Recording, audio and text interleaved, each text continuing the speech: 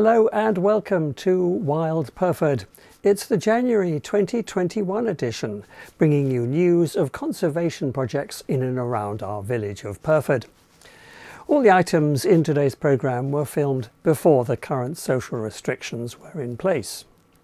So, on the show today, Joyce Ashak will review the last 12 months at her rewilding project and make a few guesses about the next 12. But we begin by visiting a churchyard, one of two here in Pyrford. I met Jimmy Walker in October, who, along with her team of volunteers, maintains the church grounds. She's passionate about conservation, and when we met at St Nicholas, she told me why, even in a churchyard, it's important to maintain natural habitats for some of the other occupants of the cemetery. In the 12th century, when the church was built, this, from all appearances, was a small rural hamlet. And they weren't in the habit of putting up memorial stones in those days, so it would just be the sacred land round the church. By taking a conservation approach to looking after a churchyard, you are giving the wildlife a place of sanctuary, particularly if there are a lot of houses about where there are people looking after their gardens in a very manicured way. And quite often there are rare things found in churchyards because they've never been used for agriculture if they're old. So they've not had fertilisers, they've not had pesticides, and they've not had herbicides. So it's good to have a space around a church which is as natural as possible for people to enjoy.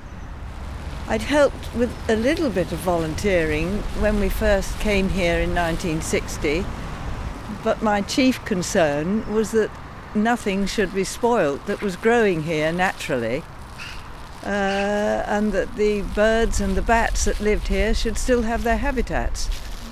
We get a lot of deer in this churchyard. We have woodpeckers.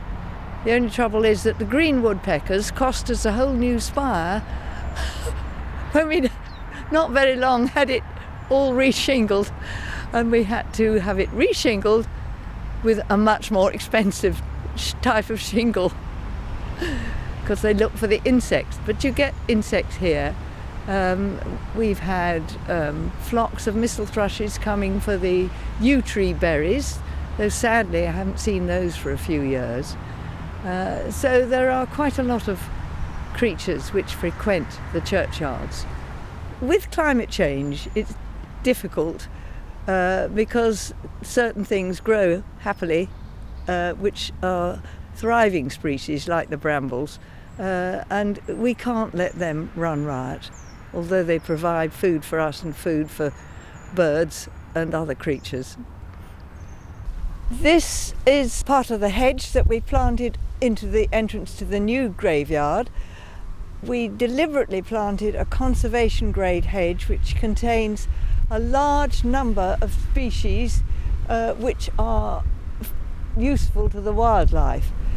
The first thing I did was write a description of how we looked after the churchyard, which was put up in the church porch, so that people could see why not all the grass was beautifully cut, and things were left for the winter sometimes to produce shelter for the birds or the animals. We haven't really had the opportunity to put new habitats in because one of the big problems with the climate change is the fact that things like brambles and nettles tend to grow all year if you're not careful. And if you let them grow all year, then pretty soon they take over the entire churchyard. So we have to control those by cutting or digging out. We don't use chemical weed killers or pesticides here at all. Conservation can be a difficult word because it depends what you're conserving. And naturally, there is a succession, starting off with simple algae, mosses, liverworts, which break down and make a soil that other things can grow in, and you end up with forest, which is how Britain used to be in the past.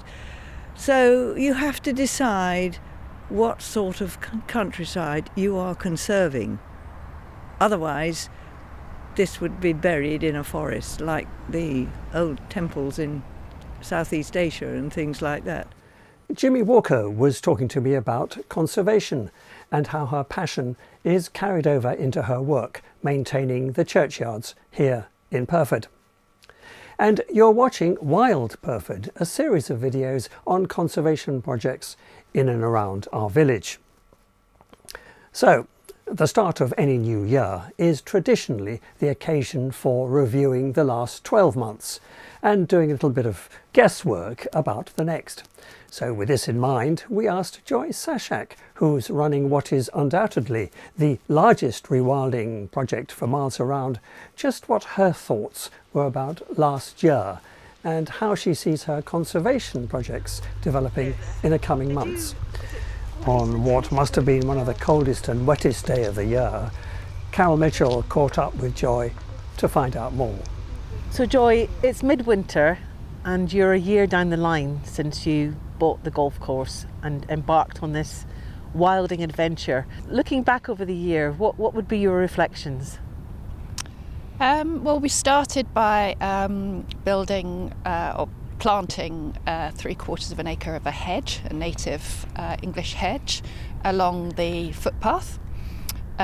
We have mowed twice and we're going to mow one more time this year. I suppose the reflections are, in the winter like this, it looks quite bare. Is there a sense of excitement? This is you're coming into your second spring and there's a lot happening over the winter months to prepare for that. Richard, who looks after the land, says that wintertime is playtime. And our playtime this year has been mainly concentrating on the ditches. We've tried to ditch the most obvious ditches. We've looked at old maps. We've tried to go along the ancient system. And at the moment we're really just watching how they drain and which areas are drained by them. So Joy, we've moved down to one of the old Victorian water courses.